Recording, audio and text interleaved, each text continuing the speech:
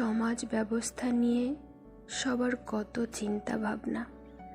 বড় বড় রাজনীতিবিদ থেকে শুরু করে গ্রামের সামান্য মোড়ল মুরব্বীরাও সর্বদা কেবল সমাজ সমাজ সমাজ নিয়েই পর্যালোচনা করে। এই সমাজে আজকাল কুকুর বিড়ালের একটা স্থায়ী বাস হয়ে গেছে। তবে আমি নারী, আমার কেন সুষ্ঠুভাবে বাঁচার জন্য একটা ঠাঁই আশ্রয়ে জুটল না? কেন এই উন্নত সমাজে আমাকে প্রতিনিয়ত আতঙ্কে ভয়ে এক কোণে লুটিয়ে থাকতে হয়? রাস্তাঘাট, বাজার, মসজিদ, মন্দির, মাদ্রাসা, এমনকি বিদ্যানিকেতন, সেই সাথে নিজ পিতৃভূমির আবাস ঘরটাও আমার কাছে বড্ড ভয়ঙ্কর। উত্তর আছে কি, মাননীয় স্বরাষ্ট্রমন্ত্রী?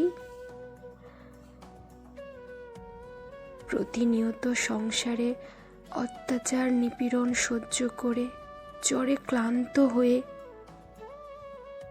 ঘরের এক কোণে লুটিয়েছিলাম। সেদিনও আমার স্বামী মদ খেয়ে তার তৃষ্ণা মিটিয়েছিল আমায় দিয়ে। ধর্ষিত হয়েছিলাম আমি নিজের স্বামীর কাছে। কেউ আমার খবর নেয়নি সেদিন। ভাইজান, ও ভাইজান, একটা ফুল লইবেন? লন না ভাই। আম্মায় অসুস্থ আসিল বইলা ওষুধ কেননের লাইগা ফুল বেচবার গেছিলাম।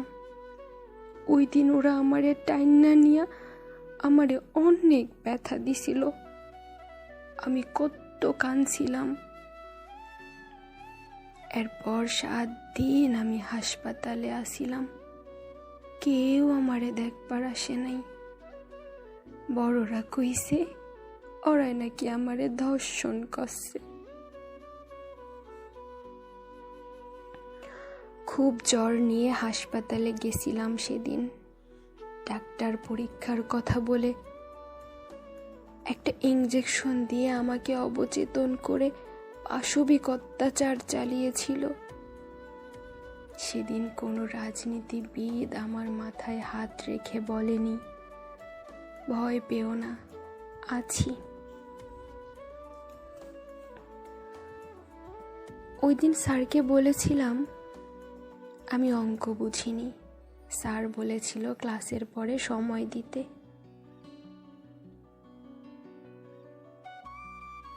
আমি দেরি করেছিলাম। একটা স্কুলের ঘরে স্যার আমাকে ইচ্ছা মতো নির্যাতন করেছিল। পুলিশের কাছে বলবো বলে আমাকে টিসি দেওয়ার ভয় দেখিয়ে চুপ করে রেখেছিল। কেউ তো দেখতে আসেনি আমায়। স্বামী সন্তানকে বেঁধে রেখে তাদের চোখের সামনে আমায় নিয়ে উল্লাস করেছিল কিছু বড় বৃক্ষের ছায়ায় থাকা ক্ষুদ্র চারা গাছ। সেদিনও আমার চিৎকার শোনেনি এই সমাজ। আমি একজন বৃদ্ধ, অসহায়, চোখে দেখি না। সমাজের এক কোণে ছোট্ট একটা জায়গা লইয়া থাকি। আমিও ওদের মতো পশুর হাতে রেহাই পাই নাই। সেদিন রাতে হমতি ধমতি করে আইসা আমারে ধর্ষণ কইরা ফালাইয়া দিছিল পুকুরের পানিতে। দম আটকাইয়া সহ্য করতে না পাইরা ইচ্ছা না থাকা সত্ত্বেও চইলা গেছিলাম ওপরে। অসুস্থ স্বামীকে রেখে রাস্তায় গিয়েছিলাম। রক্তের সন্ধানে এদিক ওদিক ছুটে বেড়াচ্ছিলাম। ওরা আমাকেও ছাড়ল না। শির দ্বারা ভেঙে দিয়েছিল জাতির বুকে বেড়ে ওঠা কিছু মানুষরূপী জানোয়ার। কেউ করেনি আমার বিচার। জন্ম নেওয়ার কয়েক মাস পরেই আমার পবিত্র শরীরটাকে কেটে উপভোগ করেছিল সমাজের কিছু বিকৃতি রুচির মানুষ। আমি কষ্ট সহ্য করতে না পেরে পৃথিবীকে দেখার আগেই চলে গেলাম। আমি সব বলে দিয়েছি আমার আল্লাহর কাছে, কারণ পৃথিবীতে আমার কথা কেউ ভাববে না। ধানমন্ডির বাসায় বাবা যখন মদ খেয়ে আমার উপরে চালিয়েছিল আরশ কাঁপা নির্যাতন, কেউ রাখেনি আমার খোঁজ।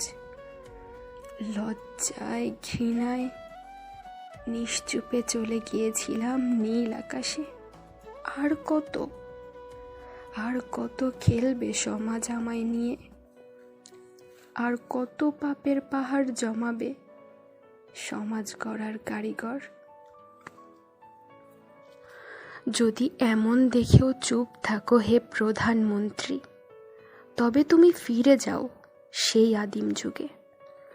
বিচার যদি নাই দিতে পারো, তবে হুকুম দাও তোমার বাংলায় যেন কোনো নারীর জন্ম না হয়।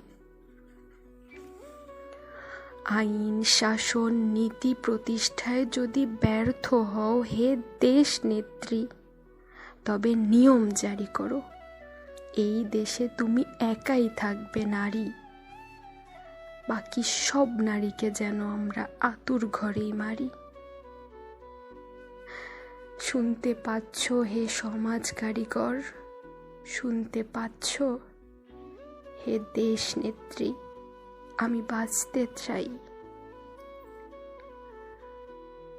আমাকে নিরাপত্তা দাও, আমার পুরো পৃথিবী চাই না। ছোট্ট একটা কামরায় নিঃশ্বাস নেওয়ার মতো একটু জায়গা দাও, একটু আশ্রয় দাও।